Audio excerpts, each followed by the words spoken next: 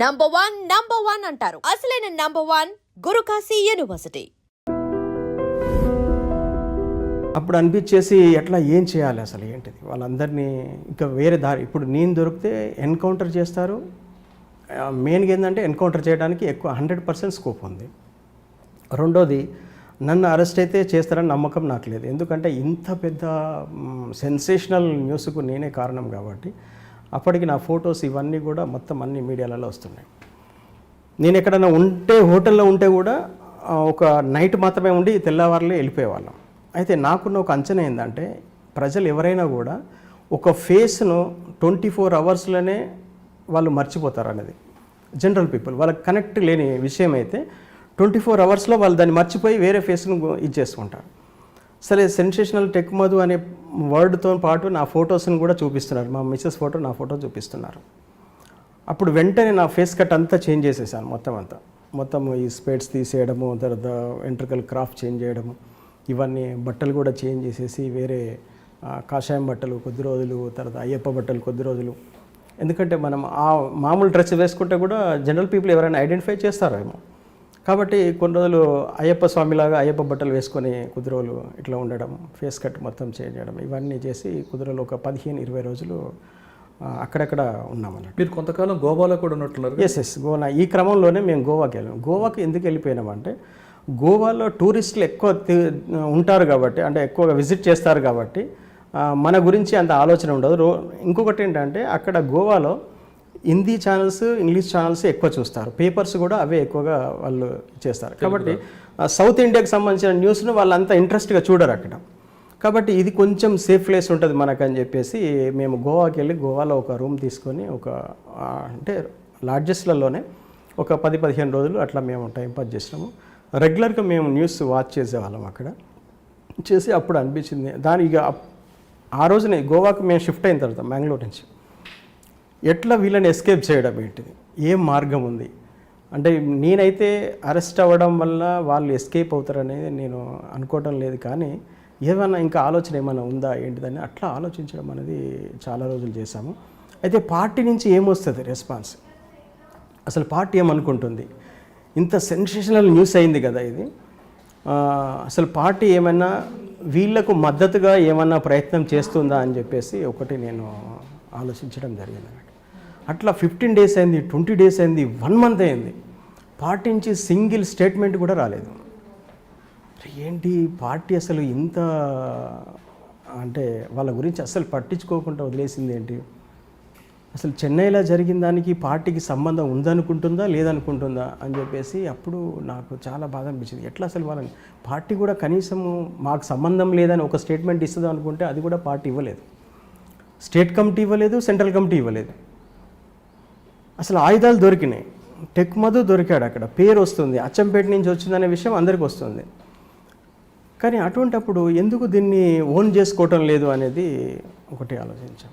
ఎందుకంటే party own చేసుకోవాలి, own చేసుకొని ప్రజలకు అక్కడ నష్టం జరుగుతుంది, అరెస్టులు జరుగుతున్నాయి, ఆ ప్రజలకు సంబంధం లేదనైనా ఒక స్టేట్మెంట్ ఇవ్వాలి. కానీ అటువంటి స్టేట్మెంట్ పార్టీ నుంచి ఏమీ రాలేదు.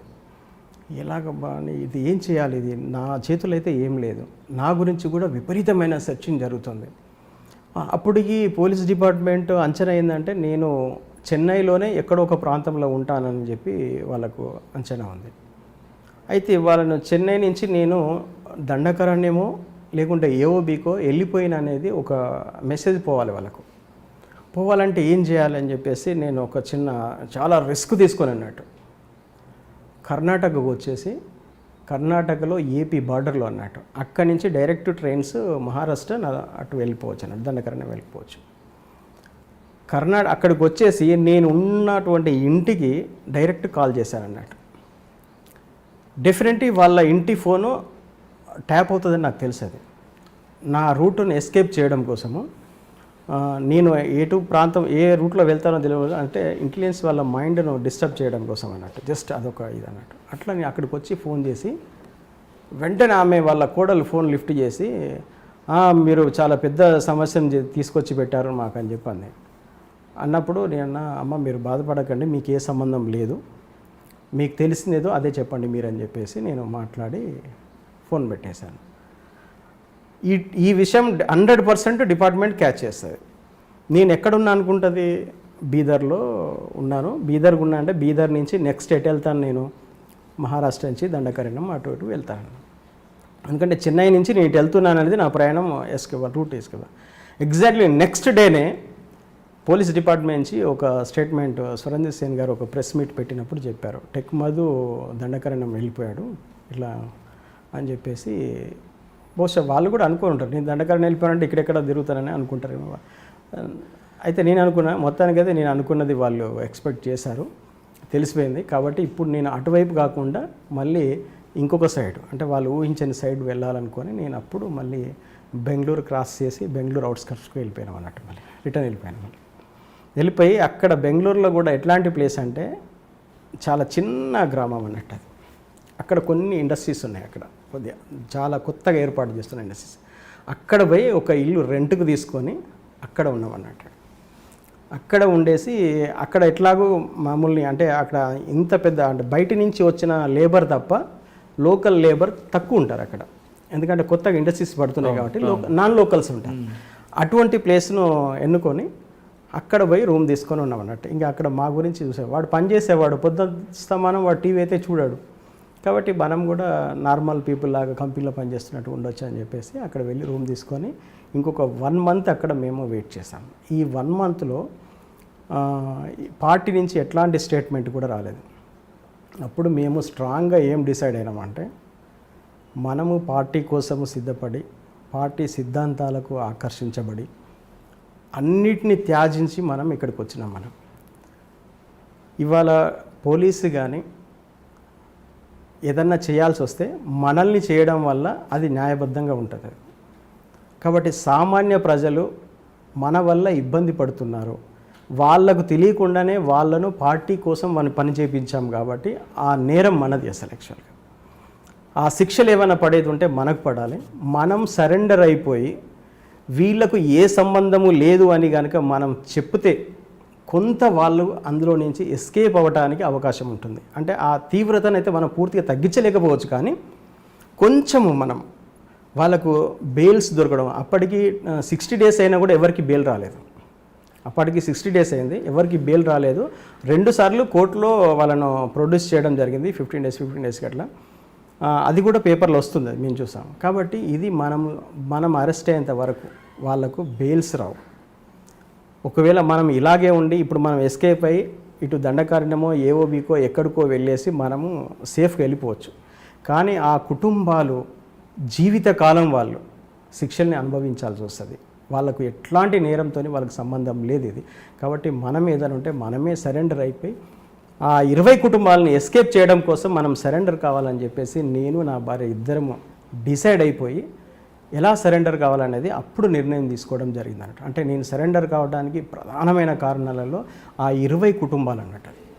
ఉద్యమము ఇవన్నిటికంటే కూడా, ఎందుకంటే ఆ కుటుంబాలతో ఉన్నటువంటి అవినాభావ సంబంధం ఏదైతే ఉందో ఆ తర్వాత ఆ టీవీలలో పేపర్లలో వాళ్ళ దృశ్యాలు చూసి నేను ఒక 50% ఇదైపోయాను. ఇప్పుడు మీరు సరెండర్ అవ్వడానికి ఆ 20 కుటుంబాల యొక్క కష్టం చూసి వీళ్ళు కూడా తెలియని పాపానికి వచ్చారు అనే ఒక భావంతో, ఒక బాధతో మీరు సరెండర్ అవ్వాలి డెసిషన్ తీసుకున్నారు.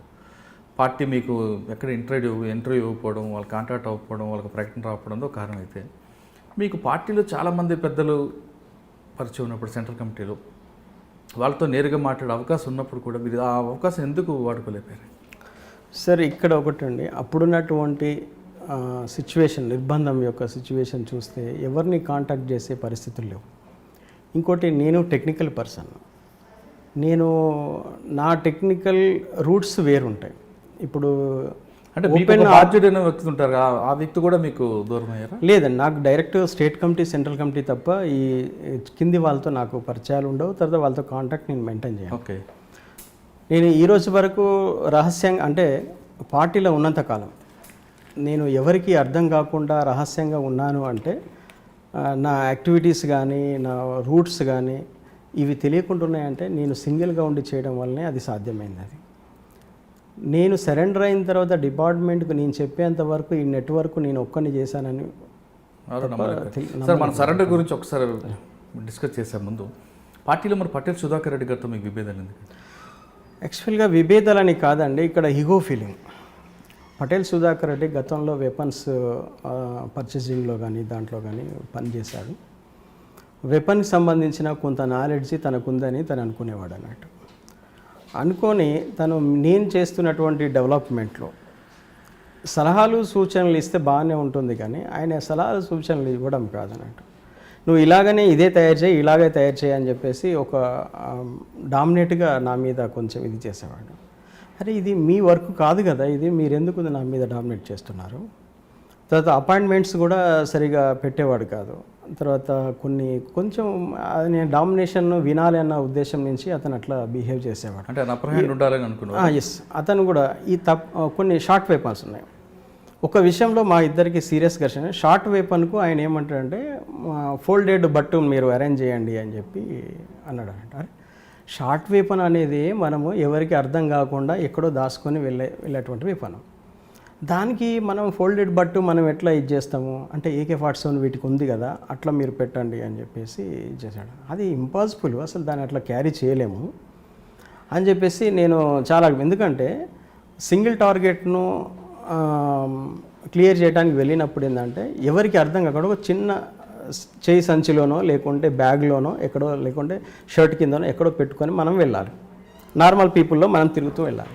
అటువంటిప్పుడు నువ్వు ఫోల్డెడ్ బట్టి దానికి అరేంజ్ చేస్తే సైజ్ ఎక్కువ అయిపోతుంది, దాన్ని మనం క్యారీ చేయలేము ఎక్కడో మనం. అది కరెక్ట్ కాదు అని చెప్పంటే లేదు టార్గెట్ను ఇది అప్పుడు 12 క్యాటరేజెస్ మేము షార్ట్ వెపన్స్లో వాడేవాళ్ళం అన్నట్టు. అది రికాయిల్ ఎక్కువ ఉంటుంది. అది ఆ రికాయిల్కి ఏంటంటే ఒక్కోసారి టార్గెట్ మిస్ అయిపోయే అవకాశం కూడా ఉంటుంది. అయితే మేము దానికి కొన్ని సంవత్సరాలుగా షార్ట్ వెపన్స్ అవి యూజ్ చేస్తున్నాం. తర్వాత రికాయిల్ కంట్రోల్ చేయడానికి మనము ఫోర్ హ్యాండ్ కొంచెం గట్టిగా కనుక స్ట్రెంత్ పట్టుకుంటే అది ఏం అంత ఎఫెక్ట్ ఏమి ఉండదు. కాకపోతే ఇతను ఏమంటాడంటే అతనికి సంబంధించిన మార్క్ ఒకటి ఉండాలన్న ఉద్దేశమో ఏదో, కానీ దానికి ఫోల్డెడ్ బట్టు పెట్టాలనేది ఆయన చాలా బలంగా ఫీల్ అయ్యాడు. అది ఇంపాసిబుల్, అట్లా మనం పెట్టలేము, అట్లా క్యారీ కూడా చేయలేరు. అది ఆ షార్ట్ వెపన్ డిజైన్ ఏంటంటే అది నా ఓన్ డిజైన్ అన్నట్టు. అది ఇంకోటి అది మనం బయట లోకల్గా చేపించేసి ఇక్కడ లోపల వచ్చి అరేంజ్మెంట్ చేసుకున్నాం. అది దానికి ఫోల్డెడ్ బట్టు పెట్టడం కూడా ఇంపాసిబుల్ అన్నట్టు, అది సాధ్యం కూడా కాదు. అది అసలు ఎవరు కూడా చేయలేదు, అట్లా చేయలేము కూడా. అది అయినా అది చేయాలని అంటాడు అన్నట్టు. అక్కడ మా ఇద్దరికి చాలా డిస్కస్ జరిగిందనండి. మీరు చాలా ఏదో ఊహించుకొని మీరు మాట్లాడుతున్నారు, ప్రాక్టికల్గా కాదు. మీరు అట్లా అనుకుంటే కనుక నేను ఇప్పుడున్నటువంటి షార్ట్ వెపన్స్కు నేను ఒకటి ఏదన్నా కర్రనో లేకుంటే ఏదైనా కట్టిస్తాను మీకు. మీరు దాన్ని హ్యాండిల్ చేస్తూ మీరు వెళ్ళండి. మీరు ఎట్లా యాక్షన్ చేస్తారో దాన్ని తీసి మీరు ఎట్లా చేస్తారో మీరు ప్రాక్టికల్గా చేసి చూపెట్టండి నాకు, నేను అరేంజ్మెంట్ చేపిస్తాను. అది ఓకే అయితే నేను చేసేస్తాను అన్న. అంటే నీకు నమ్మకం లేదా నా మీద అన్న. నమ్మకం కాదు, ప్రాక్టికల్గా నేను టెక్నికల్ పర్సన్ కాబట్టి చెప్తున్నాను. ఎవరైతే షర్ట్లో పెట్టుకుంటారో వెపన్ అది తీయటానికి కూడా కష్టం అవుతుంది, ఎందుకంటే దానికి హ్యాండిల్స్ ఇవన్నీ ఉంటాయి, తీయలేము. రెండోది తీసిన తర్వాత నువ్వు ఫోల్డ్ చేసుకొని ఇలా పెట్టుకొని కొట్టేంతవరకు టార్గెట్ అక్కడ ఉండడు లేదు, మనం వాళ్ళకి టార్గెట్ అవుతాం, ఎస్కేప్ అయిపోతాడు. ఎందుకంటే అది ప్రాక్టికల్గా మేము చూసింది కూడా. షార్ట్ వెపన్స్ మేము చాలా యాక్షన్లలో యూజ్ చేసాం కాబట్టి చెప్తున్నాను. అది ఇంపాసిబుల్, అది అట్లా చేయలేరు అన్న. అంటే ఆ విషయంలో ఒక గంటన్నర డిస్కషన్ జరిగింది అన్నట్టు. నేను మాత్రము అది నేను డెవలప్ చేయను. నేను అనవసరంగా టైం వేస్ట్ దానికి. అది నేను దానికంటే నేను ఇంకొక ఇదంతా నల్లమల ఫారెస్ట్లో, ఇది నల్లమల ఫారెస్ట్లో అన్నట్టు. నేను ఆర్టిలరీ వెపన్స్ మీద నేను ఇప్పుడు కాన్సన్ట్రేట్ చేస్తున్నాను. నా మైండ్ను మీరు డైవర్ట్ చేయకండి. అది ఏదైనా చేసేది ఉంటే నా టీం మెంబర్స్ ఉన్నారు, ఒకరిని ఇద్దరిని మీకు ఇస్తాను, మీరు వాళ్ళతో చేయించుకోండి, అంతేగాని నేను మాత్రం డెవలప్ చేయను అదే అని చెప్పినానట్టు. అక్కడ మా ఇద్దరికి చాలా సీరియస్ అయిపోయింది. దాంట్లో నుంచి అది స్టేట్ కమిటీలో కూడా డిస్కషన్ జరిగింది. నాయకత్వం మాట అంటే లెక్కలేదు అని ఇట్లానే. నేను అది మీ పార్ట్ కాదు, అది మీరేంటిది, మీరు పొలిటికల్ మిలిటరీ యాంగిల్లో మీరు ఆలోచించండి, దాంట్లోకి నేను ఎంటర్ కావట్లేదు. ఇది టెక్నికల్ డెవలప్మెంట్ సంబంధించి మీ అవసరం ఏదైనా ఉంటే అది అవసరమే అయితే నేను చేస్తాను, మీరు నాకు చెప్పాల్సిన పని లేదు. షార్ట్ వెపన్ అనేది క్యారీ చేయడానికి ఈజీగా ఉండాలి, ఆపరేట్ చేయడం ఇంకా ఈజీగా ఉండాలి. అప్పుడే టార్గెట్ను ఫ్రాక్షన్ ఆఫ్ సెకండ్స్లో మనం కిల్ చేయగలుగుతాం. కాబట్టి ఈ వెపన్ అనేది మీరు ఫోల్డింగ్ బట్ అనేది అది అంత క్యారీ చేయడం ఈజీ కాదు, ఆపరేట్ చేయడం కూడా ఇంకా ఈజీ కాదు. సరే, ఇటువంటి సమస్యలు సాధారణంగా బయట కనిపిస్తుంటాయి. ఒక వ్యవస్థలో, అన్ని రకాల వ్యవస్థలో కూడా పెత్తందారం కానీ లేదంటే తన అప్పర్ హ్యాండ్ అవ్వడానికి లేదా తన మార్క్ చూపించడానికి సబార్డినేట్స్ని ఈ విధంగా ఒత్తిడి చేస్తుంటారు ఒక నియంత్రిత పోకడతో. ఇది పార్టీలో కూడా ఉంటుంటాయి. పార్టీలో అంటే సార్ దీనిలో మేము ఈ సమాజం నుంచే వచ్చినటువంటి వాళ్ళం. అది పార్టీలో పటేల్ సుధాకర్ రెడ్డి ఆయన ఒక కమ్యూనిటీ నుంచి వచ్చినప్పుడు కూడా విప్లవకారుడిగా మేము అందులో ఉన్నప్పుడు ఈ యాంగిల్లో ఎప్పుడూ మేము ఆలోచించలేదు. కానీ నేను బయటికి వచ్చిన తర్వాత ఆయన బ్యాక్గ్రౌండ్ నాకు అప్పటి వరకు తెలియదు, పార్టీలో ఉన్నంతకాలం నాకు తెలియదు. నేను బయటికి వచ్చిన తర్వాత పటేల్ సుధాకర్ రెడ్డి ఒక రెడ్డి సామాజిక వర్గానికి సంబంధించిన వాడు అనేది నాకు అప్పుడు అనిపించింది. నాకు ఓహో ఆ డామినేషన్ ఇక్కడ కూడా ఉందేమో అనేది అప్పుడు నేను ఆలోచించుకున్నాను తప్ప అప్పుడు పార్టీలో ఉన్నప్పుడు నేను ఏం ఆలోచించానంటే ఆయనకు కూడా కొంత టెక్నికల్ జ్ఞానం ఉంది, నేను వెపన్స్ కూడా నేను కూడా పర్చేజ్ చేశాను, దాని పట్ల నాకు జ్ఞానం ఉంది అని చెప్పించుకోవడం కోసము అట్లా డిస్కస్ చేశాడేమో అనుకున్నాను. కానీ అది యాంగిల్ అది కాదు, ఆయన ఐడెంటిటీ కోసం ఆయన చేశాడు అది. కానీ అదే కమ్యూనిటీ నుంచి చాలామంది అప్పటికే ఉన్నారు కదండి పార్టీలో, మరి వాళ్ళు ఆ విధంగా ఎందుకు ప్రవర్తించలేదు? సరే అందరూ అట్లా ఉంటారని మనం అనుకోవడానికి వీల్లేదు. అయితే ఈయన అన్ని సందర్భాల్లో లేడు, ఈ ఒక్క విషయంలో నా పట్ల అట్లా వ్యవహరించాడు తప్ప మిగతా విషయాలు ఎట్లున్నాడో మిగతా వాళ్ళకి తెలుస్తుంది. ఎందుకంటే ఆయనకు నాకు ఉన్నది ఓన్లీ టెక్నికల్గా నాకు స్టేట్ కమిటీ నాకు మధ్య కోఆర్డినేషన్ చేయడానికి అతను ఉన్నాడు. అట్లా మా ఇద్దరికి కొంచెం క్లాసెస్ వచ్చినాయి అవి.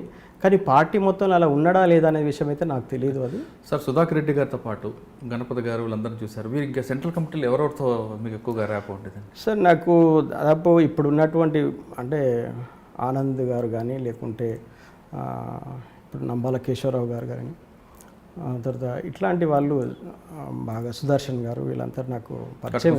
కాకపోతే ఎవరు కూడా ఇటువంటి డామినేషన్ ఎవరిలో కనిపించదు. సార్ ఇప్పుడు పార్టీలో టెక్నికల్ సపోర్ట్ మీరు, మిలిటరీ ఆపరేషన్ చేయడంలో తక్కెడపల్లి వాసుదేవరావు అలియాస్ ఆశన్న శేషన్న ఆయన కూడా మంచి యాక్టివ్ ఉన్నారు. అలిపిరిలో చంద్రబాబు నాయుడు గారి అటాక్ అవ్వచ్చు, చాలా విషయాలు జరిగాయి. ఆయన మీరు ఎప్పుడైనా తారసపడ్డారా? నల్లమల్లలో చాలాసార్లు కలిసాము, కానీ నాతో ఎక్కువగా డిస్కస్ చేయలేదు. ఒక 2-3 సందర్భంగా క్లైమర్ మైన్స్ గురించి వాటి గురించి డైరెక్షనల్ మైన్స్ ఎట్లా ఉంటాయి అని దాన్ని డిస్కస్ చేసేవాడు అంతే. కానీ వేరే విషయాల్లో ఎక్కడ కూడా నాతో ఆయన మాట్లాడేవాడు. ఎందుకంటే నేను టెక్నికల్ పర్సన్ కాబట్టి ఆయన ఏదో చిన్న క్లూస్ ఎక్కడైనా బయటపడతాయి అన్న ఉద్దేశం నుంచి అంటే నాకు అర్థమవుతాయని. కానీ అలిపిరిలో ఆ క్లైమర్ మ్యాన్ డైరెక్షన్ తప్పడం వెనక ఆయన నిర్లక్ష్యం అనుకోవాలా లేదా కమ్యూనికేషన్ గ్యాప్ అనుకోవాలా? అది నిర్లక్ష్యం అనేది కాదండి, అక్కడ అంచనా వేయడంలో కరెక్ట్గా అంచనా వేయలేకపోయారు. తర్వాత రెండోది ఏమంటే అసలు ఆ ప్లేస్లో అన్నట్టు అంత రిస్క్ తీసుకొని చేయడం అనేది అది కరెక్ట్ కాదేమో అనేది అనిపించింది. రెండోది ఏంటంటే ఆ ప్లేస్లో ఎంత లేదన్నా కూడా ఒక 5 kgs 10 kgs కంటే కూడా ఎక్కువ అమ్యునిషన్ అక్కడ ఫిక్స్ చేయడం సాధ్యం కాదు. అది టార్గెట్ హెవీ టార్గెట్, చాలా హైలీ సెక్యూరిటీ ఉన్నటువంటి టార్గెట్. అది అంత సీరియస్ టార్గెట్ను టార్గెట్ చేస్తున్నప్పుడు అటువంటి ప్లేస్ను అంత హైలీ సెక్యూరిటీ ఉన్నటువంటి ప్లేస్, అది కూడా అది చాలా సెక్యూరిటీ ఉన్న ప్లేస్, అటువంటి ప్లేస్ను డిసైడ్ చేసుకోవడం అనేది అది కరెక్ట్ కాదు. అది వాళ్ళు అంచనా అనేది తప్పుగా వేసుకున్నారు. ఒకవేళ ఇదే కనుక వాళ్ళు ఇంకా వేరే ప్లేస్లో ఎక్కడన్నా అనుకుంటే కనుక బహుశా సీఎం గారు అయిపోయేవారేమో ఆ రోజు. అంటే ఆ పథకం వెనక మీరున్నారా? లేదు, నాకు సంబంధం లేదు. కాకపోతే తర్వాత రివ్యూ చేసిన దాంట్లో అంటే నేను చెప్పాను అది కరెక్ట్ కాదు, అక్కడ పెట్టడం కూడా కరెక్ట్ కాదు, అటువంటి వాటిలలో అసలు నిర్ణయమే కరెక్ట్ కాదని చెప్పాను నేను. అక్కడ అలిపిరి దగ్గర ఆ గోడకు ఫిక్స్ చేయడం అనేది అది కరెక్ట్ కాదని చెప్పేసి నేను ఈ మన సుధాకర్ రెడ్డి వీళ్ళతో మాట్లాడాను తప్ప ఆశతో నేను ఎప్పుడు డిస్కస్ చేయలేదు. సుధాకర్ రెడ్డి మా బాధ్యుడు కాబట్టి మాకు డిస్కషన్ వచ్చేది, మీరు ఎందుకు అట్లా అలౌడ్ చేశారు దాన్ని, అసలు టార్గెట్ అంత సీరియస్ టార్గెట్ను మీరు అప్పుడు మీరు ఎక్కడున్నారు? నల్లమలలో డిస్కషన్? నేను నల్లమలలో ఉన్నాను. కాకపోతే తర్వాత టెక్నికల్ ఇష్యూస్ మేము ఆలోచిస్తుంటాం కదా, అప్పుడు జంగు పత్రికకు కొన్ని ఫొటోస్ కానీ కొన్ని వ్యాసాలు కానీ దాన్ని నేను ఇక్కడి నుంచి పంపించేవాడు అన్నట్టు.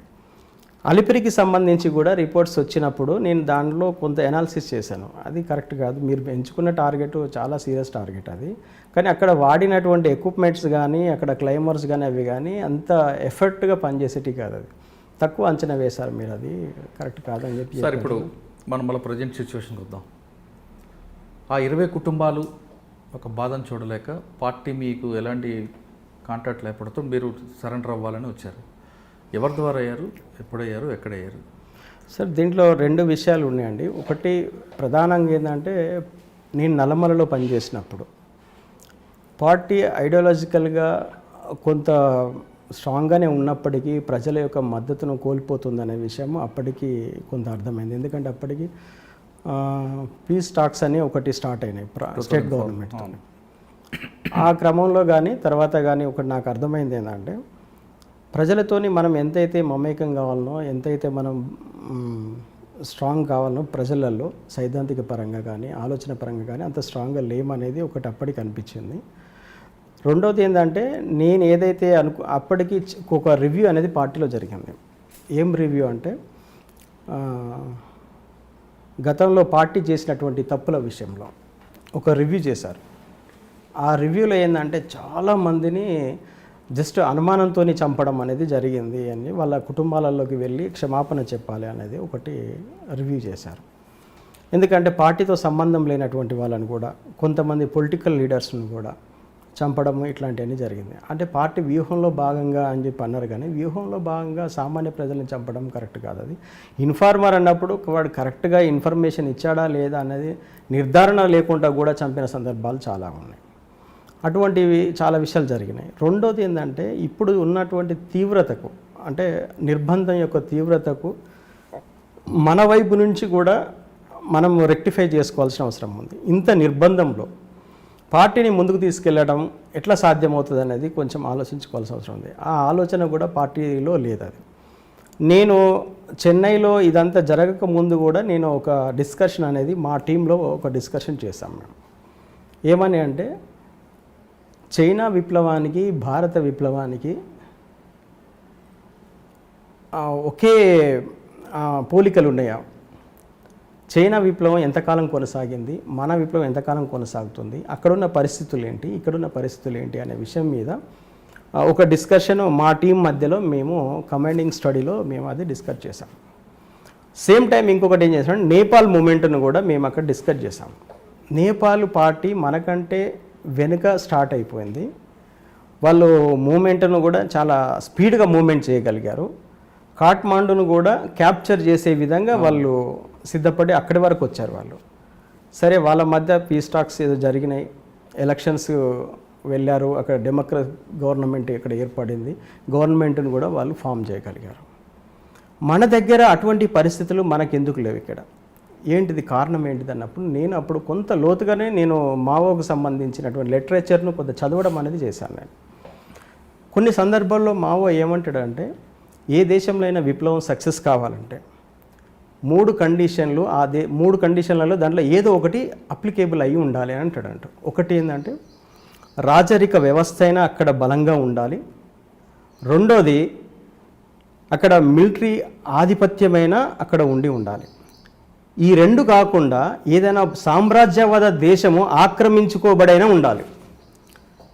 ఈ 3 కండిషన్లో ఏదైనా ఒక కండిషన్ అక్కడ బలంగా ఉన్నప్పుడు ప్రజలలో తిరుగుబాటు అనేది వస్తుంది.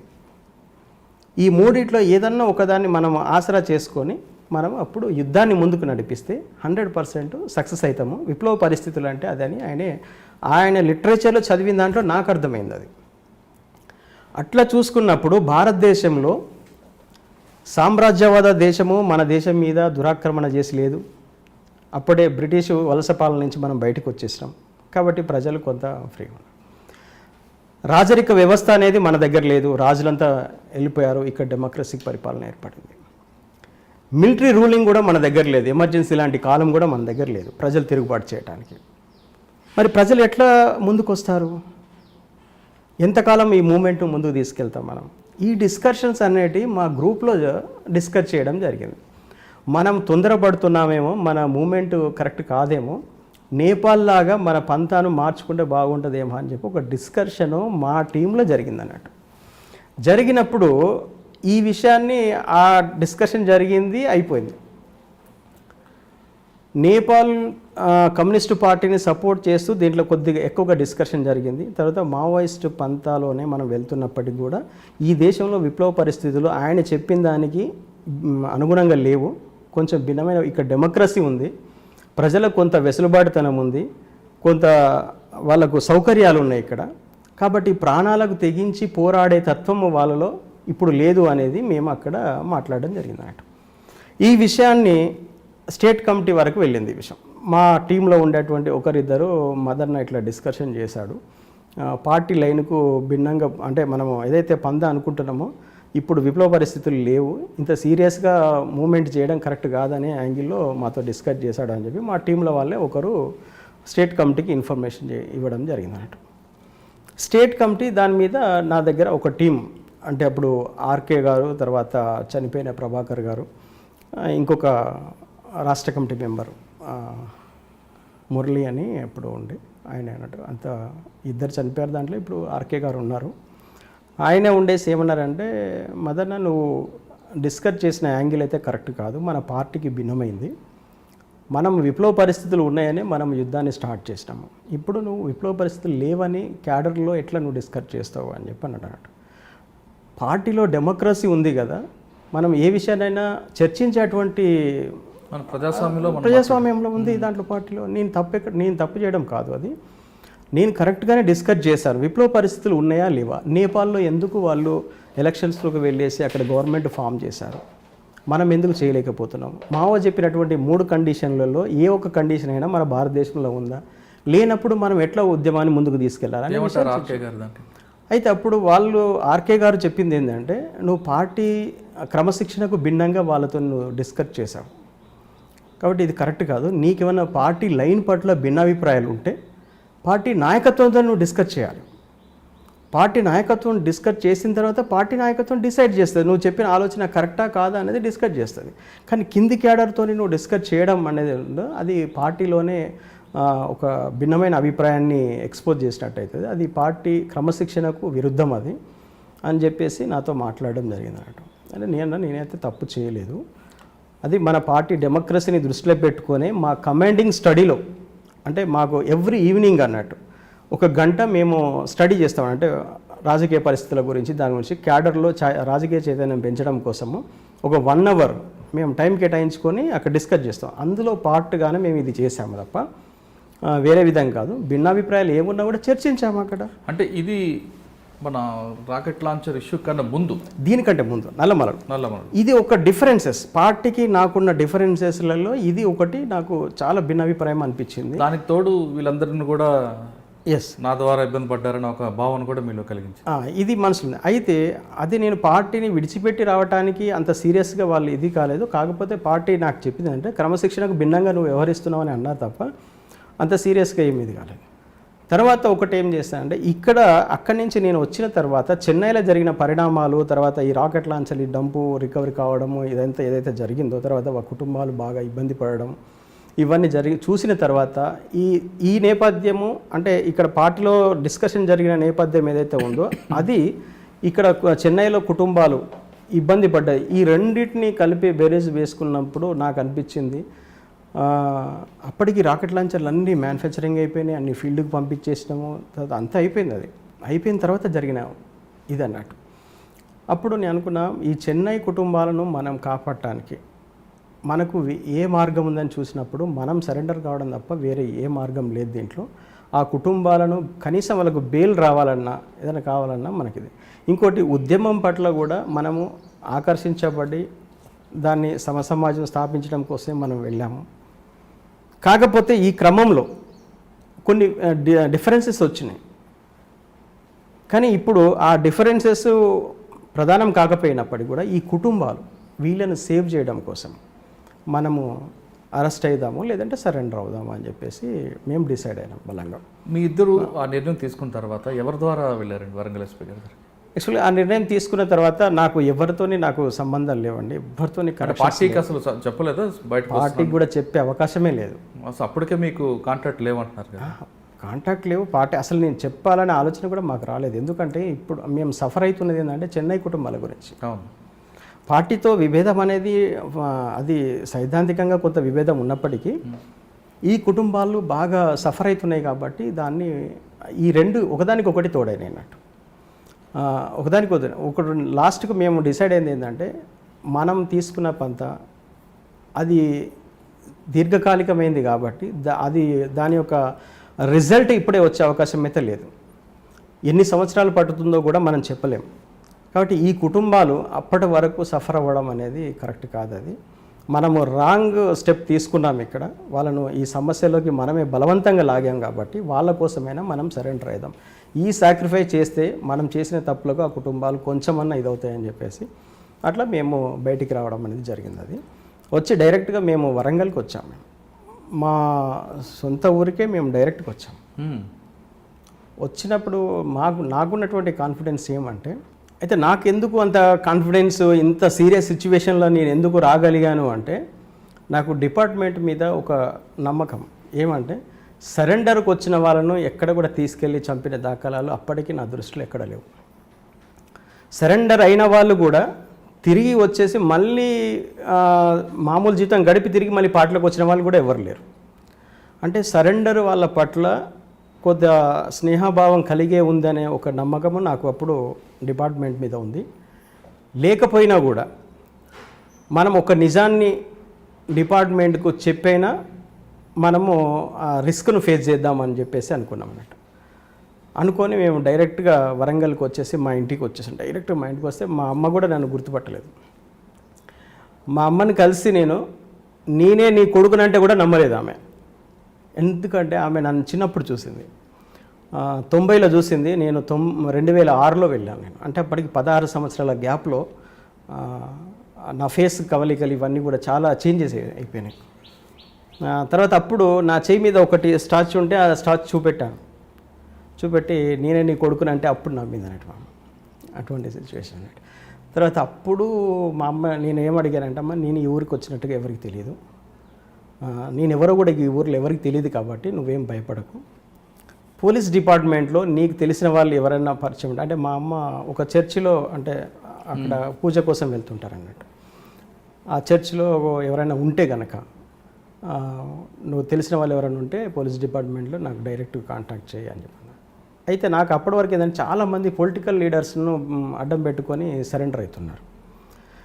నాకెందుకు పొలిటికల్ లీడరు అంటే నాకు ఎవరు తెలియదు కాబట్టి, నా కుటుంబానికి కూడా ఎవరు పొలిటికల్ లీడర్స్ లేరు కాబట్టి ఎవరైనా డిపార్ట్మెంట్ వాళ్ళ ద్వారానే వెళితే మనము స్వచ్ఛందంగా హార్ట్ఫుల్గా నేను రావాలనుకుంటున్నాను. ఒకవేళ వాళ్ళు అర్థం చేసుకుంటే నన్ను ఎస్కేప్ చేయగలుగుతారు ఎన్కౌంటర్స్ నుంచి. లేదు చంపేస్తారు. చంపేసినా ఉద్యమం కోసమే చనిపోయామనే ఉద్యమం ఫీల్ అవుతుంది. ఒకవేళ నేను చనిపోయినా నేను చెప్పిన నిజాన్ని బట్టి వాళ్ళకు 20 కుటుంబాలకు బెయిల్ ఇచ్చి కొంచెం ఏమైనా బయటికి వచ్చేసినా దీనికి మొత్తం కారణం నేనే కాబట్టి వాళ్ళు కూడా నిర్దోషులుగా వాళ్ళు కొంచెం బయటికి వెళ్ళే అవకాశం ఉంటుంది. ఏదైనా మనమైతే వెళ్ళిపోదామని అట్లా అనుకొని నేను డైరెక్ట్ డిపార్ట్మెంట్ అప్పుడు ఆ చర్చిలో ఒక కానిస్టేబుల్ ఉన్నాడు అన్నట్టు. ఆయన ఏం చేశాడు, మా అమ్మకు తెలుసు, మా అమ్మకు ఒక కొడుకున్నాడు, ఆ కొడుకు మావోయిస్ట్లో వెళ్ళాడనే విషయం తెలుసు. కానీ ఎట్లుంటాడు ఏంటిది ఇవన్నీ ఏమీ తెలియదు. మా ఊర్లో కూడా ఎవరికి తెలియదు. నేను పార్టీలోకి వెళ్ళకముందు చూసిన కేసముద్రం వేరు, పార్టీలోకి వచ్చిన తర్వాత కేసముద్రం వేరు అన్నట్టు. నేను ఆ ఊర్లో అక్కడికి వెళ్ళిన తర్వాత మా అమ్మ వెళ్ళి ఆయనకు చెప్పింది అన్నట్టు, ఇట్లా మా అబ్బాయి వచ్చాడు సరెండర్ చేయించాలంటే ఆయన వెంటనే గూడూరులో ఆయన గూడూరులో కానిస్టేబుల్గా పనిచేస్తున్నాడు. గూడూరు సిఐ గారికి చెప్పారు, ఇట్లా ఒక ఆయన దళ సభ్యుడు సరెండర్ కావడానికి వస్తున్నాడు అని చెప్పేస్తే ఆయన ఉండి సరే తీసుకురండి అని చెప్పన్నాడు అన్నట్టు. ఆ నైటే మేము గూడూరుకు వెళ్ళాము. ఆయన గూడూరులో క్వార్టర్ ఉంది, పోలీస్ క్వార్టర్స్. మేము డైరెక్ట్ పోలీస్ క్వార్టర్స్లోకి వెళ్ళిపోయాము. వెళ్ళిపోయిన తర్వాత ఆయన ఉండేసి ఆ రాత్రి తీసుకొస్తామంటే అప్పటికి 3-4 అయింది అన్నట్టు. అప్పుడు తీసుకొస్తామంటే సిఐ గారు ఉండి ఏమన్నాడంటే, ఇప్పుడు ఎందుకు గారే ఉదయం రాపోండి ఇప్పుడు ఎందుకు అని చెప్పన్నాడు అన్నట్టు. నేను టెక్కుమద్దని ఆయనకు తెలియదు.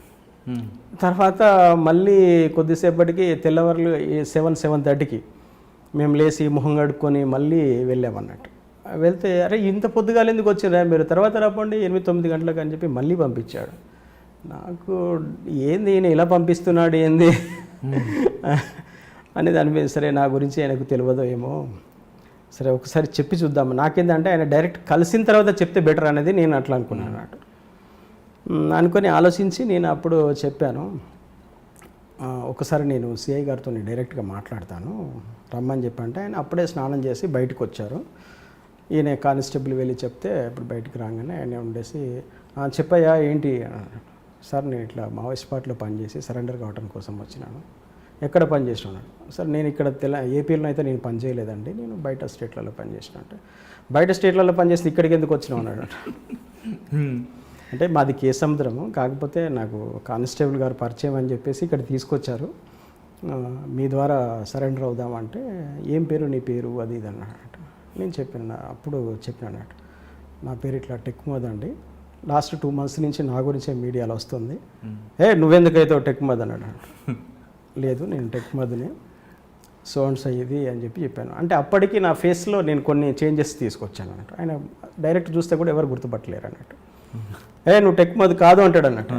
లేదు సార్ నేనే టెక్మోద్ను, మీరు లాస్ట్ 2 months బ్యాక్ పేపర్లో అవన్నీ మీరు చూడండి, చూస్తే మీకు తెలుస్తుంది అని చెప్పాను.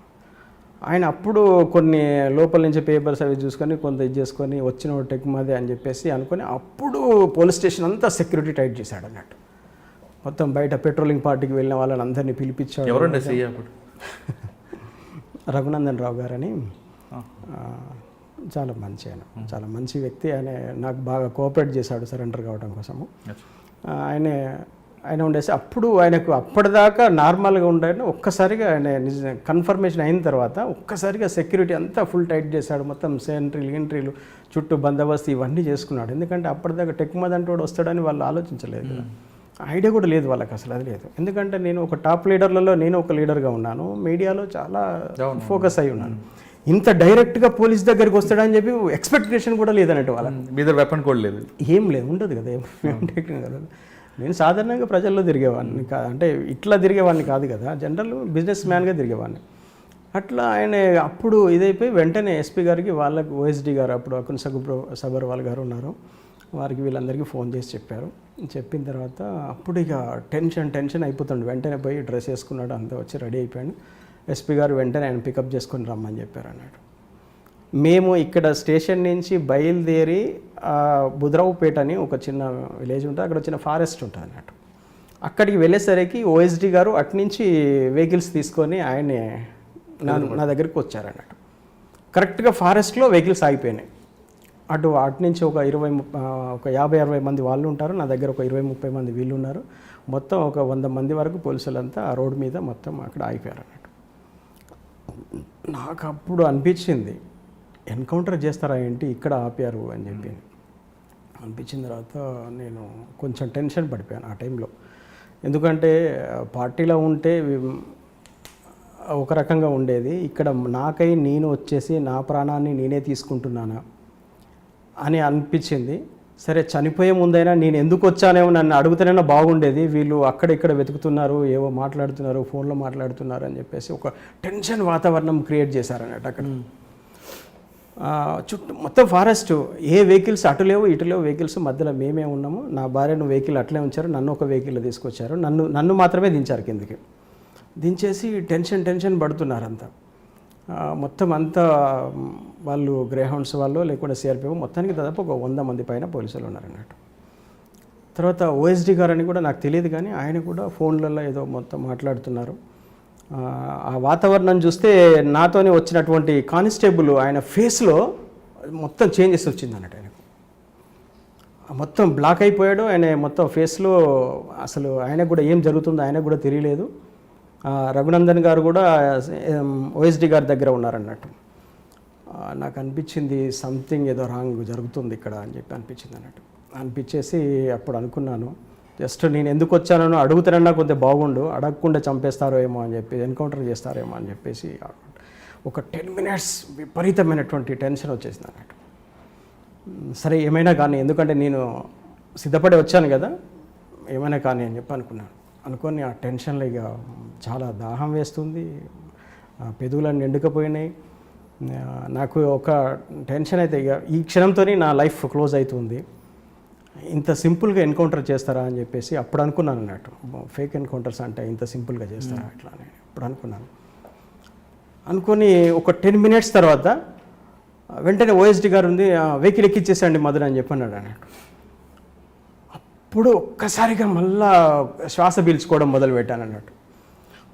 వెహికల్ ఎక్కించమంటున్నారంటే ప్లాన్ ఏదో చేంజ్ అయిపోయిందని చెప్పి అనుకున్నాను. వెహికల్ ఎక్కిన తర్వాత అప్పుడు ఓఎస్డీ గారు అడిగారు ఫస్ట్ క్వశ్చన్, నువ్వు టెక్మోద్ అని మేము ఎట్లా నిన్ను ఐడెంటిఫై చేయాలి అని చెప్పన్నారు. సార్ నేనే సార్ నేను అది అంటే, చెన్నైలో ఏమేమి చేసినావు నాకు కొంత క్లూ ఇస్తే నేను చెప్తాను అన్నట్టు.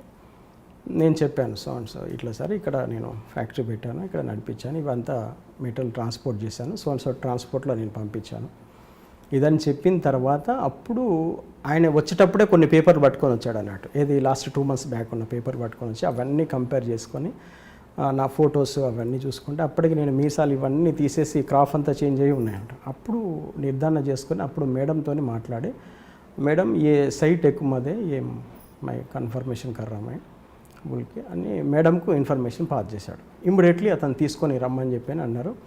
ఆ వెహికల్ నుంచే నన్ను అక్కడి నుంచి మేడం ఎప్పుడైతే చెప్పిందో తీసుకెళ్ళమని, సౌమ్య మిశ్రా గారు అప్పుడు ఎస్పీ గారు ఉన్నారు ఆయన మేడం, ఎప్పుడైతే వెహికల్లో నన్ను కూర్చోబెట్టుకొని మాట్లాడి అంత ఆయన అంటే కన్ఫర్మ్ అయిన తర్వాత మేడంకు చెప్తే మేడము సరే వెంటనే ఆయన పికప్ చేసుకొని తీసుకురమ్మని చెప్పారు. ఇంకా ఎప్పుడైతే తీసుకురమ్మని చెప్పి మేడం చెప్పిందో అలర్ట్ చేశాడు అందరినీ. అందరూ వెహికల్స్ ఎక్కడ మొదలు పెట్టారో అప్పుడు రిలాక్స్ అనిపించింది అన్నట్టు. ఈ క్షణంలో నా ప్రాణం పోయేది ఆగిపోయింది. సార్ ఆ విధంగా మీరు వరంగల్ వచ్చారు, తర్వాత ప్రెస్ మీట్కి ముందు కొంతకాలం అజ్ఞాతంలో ఉండడం, కొన్ని ఆపరేషన్లు ఇవన్నీ న్యాచురల్గా జరిగిపోయి ఉంటాయి. ప్రెస్ మీట్ అయిన తర్వాత జనరల్గా లొంగిపోయిన తర్వాత మీకు ఇవ్వాల్సిన రివార్డులు అవార్డులు ఏవి ఉంటాయి ఇవి ఇచ్చుంటారు.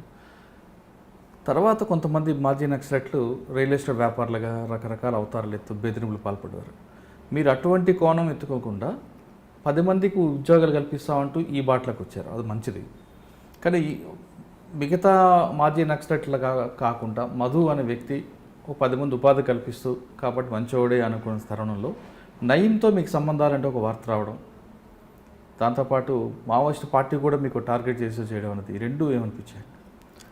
సార్ నయీంతో నా పేరు కలిసి రావడం అనేది అది దురదృష్టకరం అండి. అసలు ఇట్లా రాకూడదు. కానీ ఏంటంటే నయీం గురించి నేను ఇప్పుడు మీకు చెప్పాల్సిన అవసరం లేదు, మీకు ఆల్రెడీ ముందే అతని గురించి బాగా ఇన్ఫర్మేషన్ ఉంది, చాలామంది చెప్పుంటారు. నయీం ఏంటంటే సార్ సరెండర్ అయినటువంటి క్యాడర్ మీద తన ఆధిపత్యం ఉండాలనేది అతనికి బలమైనటువంటి కోరిక. ఎవరైనా తన మాట వినకపోతే మావోయిస్టులు ఇన్ఫార్మర్ అని ఎలాగైతే చంపుతాడో అతను అలాగ చంపేస్తాడు. అది అతని దగ్గర ఉన్న వాళ్ళు కొంతమంది అట్లా చనిపోయిన వాళ్ళు కూడా ఉన్నారు. అంటే నయీం మనుషులు మీకు అప్రోచ్ అయ్యారా? నేను ఎవరిని అప్రోచ్ అవ్వలేదు. మీరు కాదు, నయీం మనుషులు నా చుట్టే ఉన్నారు. నయీం ఏం చేస్తాడంటే నేను సరెండర్ అయ్యి సాధారణమైన జీవితం గడపడం అంటే ఆయనకి ఇష్టం ఉండదు. అంటే నాలాంటి వాళ్ళు, నేనంటే ఇక్కడ నేను కాదు, నేను సరెండర్ అయ్యేటప్పుడే ఈ క్వశ్చను నన్ను ప్రెస్ మీట్లో అడిగారు చాలామంది. సరెండర్ అయినాక మీరు ఎక్స్టార్షన్స్ ఇవన్నీ చేయరని ఏముంది, మీరు కూడా నయీం లాగా మీరు కూడా తయారు కారని ఏముంది అని అన్నారు. నేను నాకు అవసరం లేదు, నేను ఒక టెక్నికల్ పర్సన్, నేను పని చేసుకుంటే బతకగలిగిన ఇది నాకుంది. నయీం లాగా నేను ఎవరినో ఈ ఎక్స్టార్షన్ చేసి జీవించాల్సిన అవసరం నాకు లేదు. నేను ఒకానొక పరిస్థితిలో ఏ ప్రజల కోసం అయితే నేను వెళ్ళానో ఆ మార్గం సరైనది కాదు, దానివల్ల నష్టం జరుగుతుంది అనుకొని నేను ఒక పరిస్థితిలో నేను బయటకు వచ్చాను. నేను ఇటువంటి తప్పుడు విధానంలో నేను వెళ్ళాల్సిన పని లేదు, నిజాయితీగా పనిచేస్తే నేను బతకగలుగుతాను అని చెప్పేసి ఆ రోజు నేను ప్రెస్ మీట్లో నేను అదే చెప్పాను. నేను ఈరోజు కూడా నేను అలాగే జీవిస్తున్నాను. ఓకే. నయీం అనే వ్యక్తి తనకు ఏంటంటే అందరూ తన చెప్పు చేతుల్లో ఉండాలి, తను పిలిస్తే రావాలి, తన మాట వినాలని, అది ఎవరైనా కావచ్చు. అప్పటి వరకు సరెండర్ అయిన ప్రతి టాప్ క్యాడర్ను తన కంట్రోల్లో అతను ఉంచుకోవడం జరిగింది అన్నట్టు. నన్ను కూడా అట్లా చాలా సందర్భాల్లో కలిసి బెదిరించాడు, ఇవన్నీ జరిగినవి. కానీ నేను ఎప్పుడు కూడా అతనికి నేను సరెండర్ అయితే అవ్వలేదు. కాకపోతే అతను అందరి దగ్గర చెప్పుకునేవాడు, టెక్కుమధు కూడా నా క్యాడరే అని చెప్పేసి అట్లా చెప్పుకొని నన్ను బ్లేమ్ చేయడం, అది చాలా ఆయన కలిసి ఎక్కడ దందాలు స్టార్ట్? నాకు ఆయనకు ఎక్కడ కూడా నా పేరు ఎక్కడ కూడా దందాలలో అటువంటి దందాల్లో ఉండదు, నేను వెళ్ళలేదు కూడా. ఓకే. తర్వాత ఇందాక మీకు అడిగినట్లుగా సెంట్రల్ కమిటీ పార్టీ మీ మీద కొంచెం ఆగ్రహంగా ఉంది అన్నది ఒక వార్త ఉంది, వాస్తవం అంటారు? సరే, ఇది నేను సరెండర్ అయ్యే నా 2వ రోజుకు ఒక స్టేట్మెంట్ వచ్చిందండి. స్టేట్ కమిటీ రామచందర్ గారు నా మీద స్టేట్మెంట్ ఇచ్చారు. టెక్కుమధు విలాసవంతమైన జీవితానికి అలవాటు పడి దుర్వ్యసనాలకు బానిస అయిపోయి సరెండర్ అయ్యాడని చెప్పి ఒక తప్పుడు స్టేట్మెంటు పార్టీ నుంచి రావడం జరిగింది. ఆ స్టేట్మెంట్లోనే ఏమన్నారంటే పార్టీకి టెక్కుమధు వల్ల నష్టం జరిగింది, ఎప్పటికైనా టెక్కుమధును మేము వదిలిపెట్టము అని చెప్పేసి ఒక స్టేట్మెంట్ ఇచ్చాను. ఆశ్చర్యం ఏంటంటే నేను సరెండర్ అయిపోయి అప్పటికి 3 days అవుతుంది.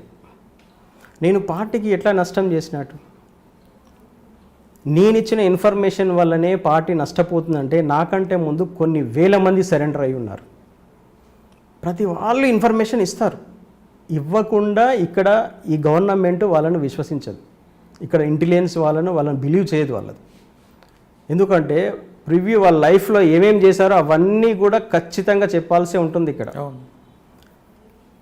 కాబట్టి మేము ఏం చేసినామో అదే అడుగుతున్నారు తప్ప ఫ్యూచర్ ఏం చేస్తామని అది కాదు కదా. పార్టీ ఒక వ్యక్తి సరెండర్ అయిందంటే అతనికి సంబంధించిన ప్రతి యాటిట్యూడ్లో పార్టీ ఇన్వాల్వ్ అవ్వదు. ఇక కొత్త పంతాను ఏర్పాటు చేసుకుంటుంది. నేను సరెండర్ అయినంత మాత్రాన నువ్వు అదే పంతాలు ఎందుకుంటావు? నువ్వు నాకు తెలిసిన పద్ధతిలో నేను ఉండవు కదా, వెంటనే మార్చుకుంటావు అవన్నీ. ఇప్పుడు మీరు పార్టీ మీకు ముద్ర వేసింది, విలాసాలకు అలవాటు పడ్డారు. మీరు ఎక్కడ విలాసాలు ఉన్నారు? అసలు అజ్ఞాతంలో కనిపిస్తున్నారు కదా, అంటే విలాసాలు అంటే దాని అర్థం ఏంటని? సరే, అదే ఆశ్చర్యం అండి నాకేందంటే ఆ రోజు నుంచి ఈ రోజు వరకు కూడా ఒక్క రోజులో ఎట్లా నేను విలాసవంతమైన జీవితం గడిపాను. ఎందుకంటే నా కష్టం, నేను పడ్డ కష్టాన్ని నల్లమలలో పనిచేసిన ప్రతి క్యాడర్కు తెలుసు. ఎందుకంటే నేను బయటికి వెళ్ళేది వాళ్ళకి తెలియదు, అక్కడ కష్టపడి ఎంత కష్టపడి నేను అక్కడ వర్క్ చేస్తున్నానో అది వాళ్ళకి తెలియదు. కానీ అక్కడి నుంచి నేను మెటీరియల్ తెచ్చిన తర్వాత లోపల అసెంబ్లింగ్ చేయడానికి చాలా మేము కష్టపడాల్సి వచ్చేది. అదంతా కూడా నల్లమలలో పనిచేసిన ఎవ్రీ క్యాడర్కు తెలుసు, స్టేట్ కమిటీ లీడర్ కూడా తెలుసు ఆ విషయం. కానీ ఎవరైతే నన్ను క్లోజ్గా గమనిస్తున్న వ్యక్తి ఎవరైతే ఉన్నారో స్టేట్ కమిటీ మెంబరు, అతని పేరుతోని రావడం అనేది చాలా నాకు బాధ కలిగించిన విషయం. ఎందుకంటే నా జీవితంలో ఎప్పుడు కూడా నేను సుఖాన్ని ఎప్పుడు చూడలేదండి. ఎందుకంటే నేను నమ్మాను, ఆ సిద్ధాంతాన్ని నమ్మాను, ఆ సిద్ధాంతాన్ని కట్టుబడి నేను ఉన్నంత కాలం దానికి కట్టుబడి పనిచేశాను. ఇది కరెక్ట్ కాదు, ప్రజలకు ఇది నష్టం జరుగుతుంది అని అనుకున్నప్పుడు నేను ఆ 20 కుటుంబాలని దృష్టిలో పెట్టుకొని నేను బయటకు వచ్చాను. ఎందుకంటే నా వల్ల 20 కుటుంబాలు నష్టపోకూడదు. ఉద్యమం తనకి నా వల్ల నష్టం జరిగితే అది ఎప్పుడైనా పూడ్చుకుంటుంది, కానీ ఈ 20 కుటుంబాలు పూడ్చుకోలేరు వీళ్ళు. మీరు ఏ కోరికతో అయితే బయటకు వచ్చారో ఆ కుటుంబాలు ఇప్పుడు ఏ విధంగా తర్వాత వాళ్ళని కలిశారా? నేను కలవలేదండి. నేను వచ్చిన తర్వాత ఇక్కడ ఇంటెలిజెన్స్ వాళ్ళు, తర్వాత చెన్నైలో ఉన్నటువంటి క్యూ బ్రాంచ్ వాళ్ళు కూడా నన్ను కలవడం జరిగింది. ఎందుకు సరెండర్ అవుతున్నావు అని అన్నప్పుడు నేను ఒకటే విషయం చెప్పాను, సార్ నేను అన్నిటికీ సిద్ధపడి పార్టీలోకి వెళ్ళాను. నేను ఏదన్నా శిక్ష అనుభవించాల్సి వస్తే నేను అనుభవించడం కరెక్టు. నా వల్ల 20 కుటుంబాలు నష్టపోతున్నాయి, ఆ కుటుంబాలను సేవ్ చేయడం కోసం మాత్రమే నేను వచ్చాను అని చెప్పి క్లియర్గా నా స్టేట్మెంట్ ఇచ్చాను. వాళ్ళు ఆ స్టేట్మెంట్ తీసుకొని వెళ్ళిన తర్వాత ఒక 10 daysకు వాళ్ళందరికీ బెయిల్స్ వచ్చినాయండి. సూపర్, అందరికీ బెయిల్స్ వచ్చినాయి. అందరూ కూడా ఈరోజు వాళ్ళు వాళ్ళ వృత్తి వాళ్ళు చేసుకుంటూ హ్యాపీగా జీవిస్తున్నారు. మళ్ళీ ఈరోజు వరకు క్యూ బ్రాంచ్ వాళ్ళు కానీ ఇంటెలిజెన్స్ వాళ్ళు కానీ వాళ్ళను టచ్ చేసింది లేదు, వాళ్ళని ఇబ్బంది పెట్టింది లేదు. ఇది ఈరోజు నేను తీసుకున్న నిర్ణయము కరెక్టే అని చెప్పేసి నాకు ఈరోజు సాటిస్ఫాక్షన్ వచ్చింది దానివల్ల. ఓకే సార్, సరెండర్ అయిన తర్వాత మిగతా వాళ్ళ బాటలో పట్టకుండా మీరు ఒక 10 మందికి ఉపాధి కల్పిస్తూ ప్రస్తుతం ఏం చేస్తున్నారు? సార్ నేను ఒకటి వచ్చేది ఏంటంటే, నాకు ఎప్పుడు కూడా ఏంటంటే నా వల్ల ఒకరికి మంచి జరగాలి, ఇంకొకరికి అన్యాయం కానీ అట్లాంటి చేయవద్దనే ఉద్దేశం అది ఫస్ట్ నుంచి కూడా. అది నేను పార్టీలకు వెళ్ళటానికి కారణం కూడా ఏంటంటే, నేను ఒక్కడిని ఉద్యోగం చేసి బాగుపడితే నా కుటుంబం మాత్రమే బాగుపడుతుంది, నేను మాత్రమే బాగుంటాను. అందరూ బాగుండాలంటే నేను 10 మందికి ఉపయోగపడి పని చేయాలని చెప్పేసి నేను మావోయిస్ట్ పార్టీలకు వెళ్ళాను. అక్కడికి వెళ్ళేసి నేను అది సక్సెస్ చేయలేకపోయాను.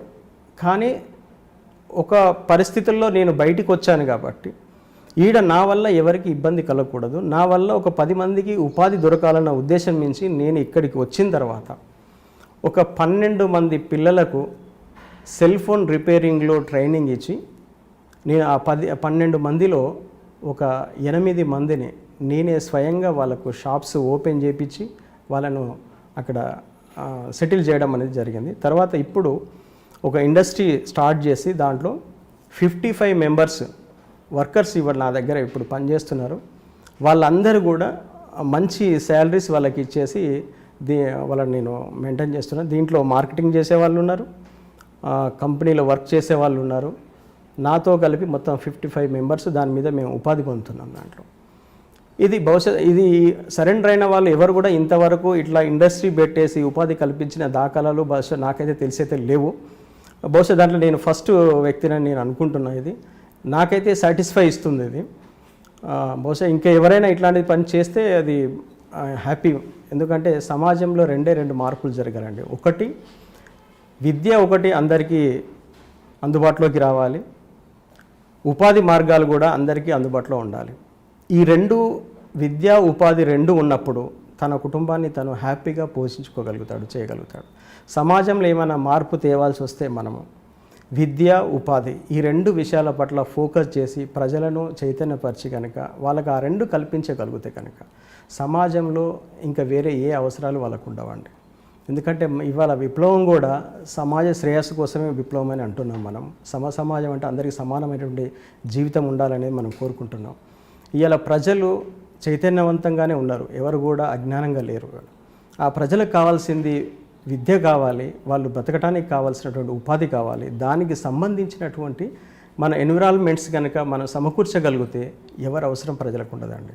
ఓకే సార్, ఫైనల్గా మీలాగా కొంతమంది మంచి ఉన్నత భావాలు కలిగి అందరితో మనం కలిసి ఉండాలి, అందరూ బాగుండాలి అని భావించి లోపలికి వెళ్ళే వాళ్ళకి మీరేమి సమాధానం ఇస్తారు? అంటే వాళ్ళందులోకి వెళ్ళి చేయమంటారా, లేదు బయట ఉండి మనం అనుకున్న కోరికలు ప్రజలందరూ బాగుండాలని కోరుకునే వాళ్ళు ఆ పందా ఎంచుకోమంటారు? సరే, ఒకటి సొసైటీలో చాలా మార్ప్స్ వచ్చినాయండి. విప్లవ పరిస్థితి అయితే ఇప్పుడు లేదని నేను బలంగా నమ్ముతున్నాను.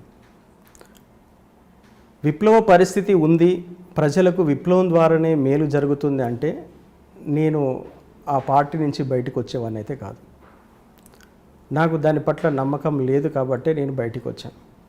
ఎందుకంటే దీర్ఘకాలిక విప్లవం అనేది దీర్ఘకాలికంగానే చాలా నష్టం చేకూరుస్తుంది. అది రెండు వైపులా నష్టాలు జరుగుతాయి. అది ఎంత నష్టం జరిగినా అల్టిమేట్గా ప్రజలకు సమానమైనటువంటి హక్కులు రావాలంటే కూడా అది అంత నమ్మకం అయితే నాకైతే లేదు. అది ఎందుకంటే ఈ సొసైటీలో కూడా ఈ జనరేషన్, ఇప్పుడున్నటువంటి జనరేషన్ హ్యాపీగానే జీవించాలంటే వాళ్ళకు నేను చెప్తున్నట్టు రెండే విషయాలు. ఒకటి, వాళ్ళకు విద్య, మంచి ఎడ్యుకేషన్ ఉండాలి. రెండు, వాళ్ళకు ఉపాధి మార్గం కూడా ఉండాలి. వాళ్ళు స్వయం ఉపాధి లేదు ఏదైనా గవర్నమెంట్ సెక్టారు, ప్రైవేట్ సెక్టార్లో ఎంప్లాయ్ వాళ్ళకు మంచి ఉపాధి మార్గం, ఈ రెండు ఉంటే వాళ్ళు హ్యాపీగా జీవించగలుగుతారు. ఆ రెండును సమకూర్చగలిగినటువంటి వ్యవస్థ కోసము ఇక్కడ ఉండి పనిచేసిన అది సాధ్యమే. కొంతమంది నిజాయితీ కలిగినటువంటి వాళ్ళు ఇవాళ ప్రభుత్వాలు నడుపుతున్నటువంటి వాళ్ళు ఉన్నారు. ఇవాళ కేజ్రీవాల్ గారు గవర్నమెంట్ ఉంది, ఆయన ఏదో విప్లవాలు చేయడం కోసం ఆయన వెళ్ళలేదు. ఆయన కేజ్రీవాల్ ఎలక్షన్స్లోకి వెళ్ళక ముందు ఆయన ఎక్కువ మందికి కూడా తెలియదు. కానీ ఒక అవినీతి మీద వాళ్ళు ఒక పెద్ద పోరాటం చేసి ఇవాళ ఒక గవర్నమెంట్ని ఎస్టాబ్లిష్ చేసి నిజాయితీగా పనిచేస్తున్నారు. అట్లా ఇప్పుడు మావోయిస్ట్ పార్టీలో ఉన్నటువంటి నాయకులు కూడా ఎవరైనా అట్లా చేస్తే నిజంగా హర్షిస్తారేమో, కానీ ఆ పంత ఎలక్షన్లకు వెళ్ళే పంత కాదు. అది ఈ రాజ్యాంగానికి పూర్తిగా భిన్నమైన పంత. ఇక్కడ కూడా వెసులుబాట్లు ఉన్నాయి. ఇక్కడ కూడా ఈ రాజ్యాంగం చాలా వెసులుబాట్లు కల్పిస్తుంది. నిజాయితీగా ఇక్కడ ఉండి పనిచేస్తే కూడా వేలాది మందికి, లక్షలాది మందికి కూడా ఉపాధి కల్పించేటువంటి అవకాశం ఉంది. ఇక్కడ ఇండస్ట్రీస్ రావాలి, ఇక్కడ మంచి ఎడ్యుకేషన్ రావాలి. ఈ రెండు విషయాలలో ప్రభుత్వాలు కానీ స్వచ్ఛంద సంస్థలు కానీ ఎఫర్ట్ పెట్టి పనిచేస్తే హింసాత్మకమైనటువంటి సాయుధ పోరాటం చేయాల్సినటువంటి అవసరం ప్రజలకు ఉండదేమనేది అనిపిస్తుంది నాకు. రాబోయే కాలంలో యువత సాయుధ పోరాటం వైపు కానీ ఉద్యమాల వైపు కానీ వెళ్ళకుండా ఉండాలంటే ఖచ్చితంగా వాళ్ళకి విద్య, ఉపాధికి మార్గాలు కల్పిస్తే 100% ఇక్కడే ఉండి వాళ్ళు సమాజం కోసం పోరాడతారంటున్నారు టెక్ మధు గారు. ఆయన ఒక ఉద్దేశంతో వెళ్ళారు, కానీ అక్కడ దారి తప్పడంతో ఆయన తిరిగి ఆ 20 కుటుంబాలు తన వల్ల అన్యాయంగా గురయ్యారు. వాళ్ళకి ఏదో సాయం చేయాలి అనే ఒక మనసులో బాధ ఆయనకి బాగా తినింది. అంటే మనం ఏ ప్రజల కోసం పనిచేస్తున్నామో ఆ ప్రజల ద్వారా మోసపోతున్నారు, ప్రజలు మన ద్వారా ఒక అన్యాయంగా ఒక కేసులు ఇరుక్కున్నారు కాబట్టి వాళ్ళకి న్యాయం చేయాలనే ఉద్దేశంతో ఆయన బయటకు రావడం, వాళ్ళకి బెయిల్ వచ్చాడు కాకుండా ఆ కేసులో లేకుండా ఇతను స్టేట్మెంట్ ఇవ్వడంతో పాటు మరి కొంతమందికి ఉపాధి కల్పించాలంటూ ఒక ప్రత్యేక కార్యక్రమం ఎంచుకుంటూ 10 మందికి ఉపాధి కల్పిస్తున్నారు. అంతేగాని మిగిలిన మాజీ నక్సలైట్ లాగా దందాలు చేసుకుంటూ సెటిల్మెంట్ చేసుకుంటూ కాకుండా న్యాయబద్ధంగా పోరాటం చేస్తున్నారు. ఆయన చెప్పేది చాలా స్పష్టంగా అర్థమవుతుంది. ఇకపై ఎవరైనా యువత ఉద్యమాల బాట పట్టకుండా ఉండాలంటే ప్రభుత్వాలు ఖచ్చితంగా విద్య ఉపాధి కల్పించాల్సిన బాధ్యత తీసుకోవాల్సింది. ఇది వారం టెక్ మధు అలియాస్ కుమార్ స్వామి గారితో ఎక్స్క్లూజివ్ ఇంటర్వ్యూ. వచ్చే వారం మరో గెస్ట్తో మళ్ళీ కలుద్దాం. ఇంతవరకు నమస్కారం. సార్, మీరు పార్టీ ఆదేశాల మేరకు వెపన్స్ తయారు చేయడం, కొంతమంది సాధారణ వ్యక్తుల్ని పనిలో పెట్టుకోవడం, సాధారణ ప్రజానీకం చేత ట్రాన్స్పోర్ట్ చేయించారు. కానీ తర్వాత మీరు దొరికిపోయిన తర్వాత వీళ్ళందరూ సఫర్ అయ్యారు కదా, మీకు ఇప్పుడు బాధ అనిపించలేదా? అవును, చాలా బాధ అనిపించింది. తర్వాత ఇక్కడ వాళ్ళకి తెలియకుండా వాళ్ళను కేసుల్లో ఇరుక్కున్నారు కదా. మీరు చూస్తున్నారు ఐ డ్రీమ్ న్యూస్ని. Please subscribe. I dreams For more videos, Subscribe. I Dream. Please subscribe For more videos, I dream. I dream. For more videos. Subscribe, I dream. Please subscribe. Subscribe I dream channel. Do subscribe, I dream. I dream ఛానల్ని subscribe చేయండి. Do watch I Dream.